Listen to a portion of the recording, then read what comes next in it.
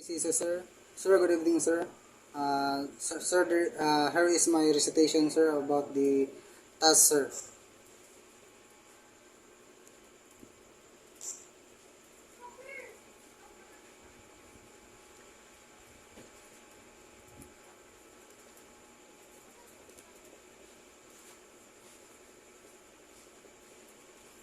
Okay, the first one is the negotiation. Uh, Negotiation versus mediation. And in negotiation, agreement is based on parties' own terms, while in mediation, mediator attempts to work out a settlement or agreement that both parties accept or reject. The second is mediation versus conciliation. In mediation, a mediator will, in most cases, and as a matter of principle, refrain from making such a proposal. While in conciliation, the conciliator will be asked by the parties to provide them with a non-binding settlement proposal. Third is court annex mediation, court referred mediation, judicial dispute resolution. In court annex mediation, no pre-existing agreement are present, but parties were still directed to mediation to declare court dockets.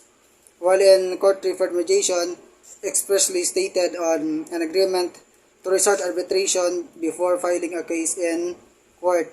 And judicial dispute resolution, a judge tries to settle the dispute for cases not successfully settled in court annex mediation.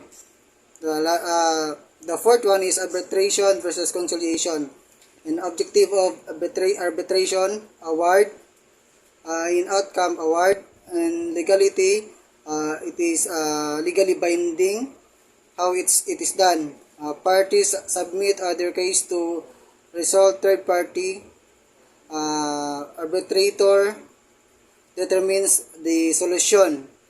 While in the mediation, in objective, settlement, in outcome, settlement, or no settlement. In legality, not legally binding. And how it is done, mediator recommends alternatives or parties reach out an agreement. Last is the conciliation. In objective, advice to either party. In outcome, settlement or no settlement.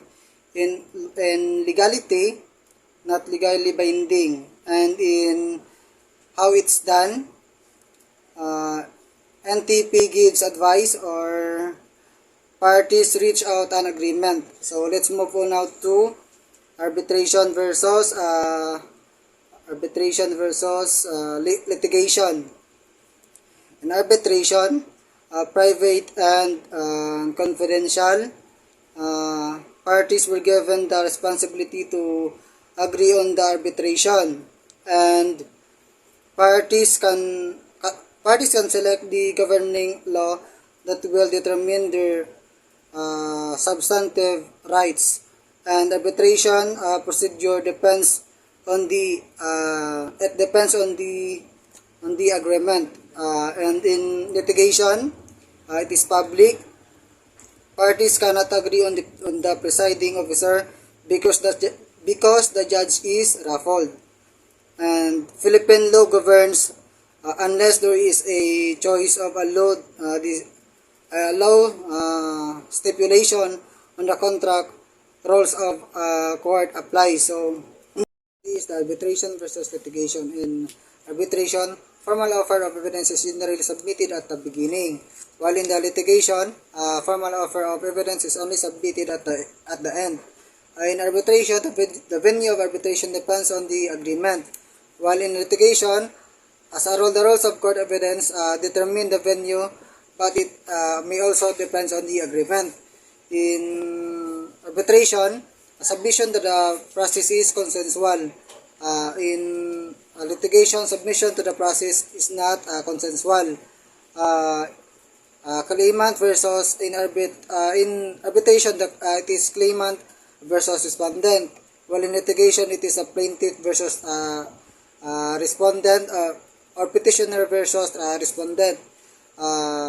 In arbitration, it is the arbitrator, and in litigation, it is the judge.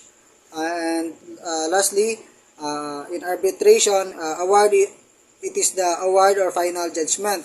While in the litigation,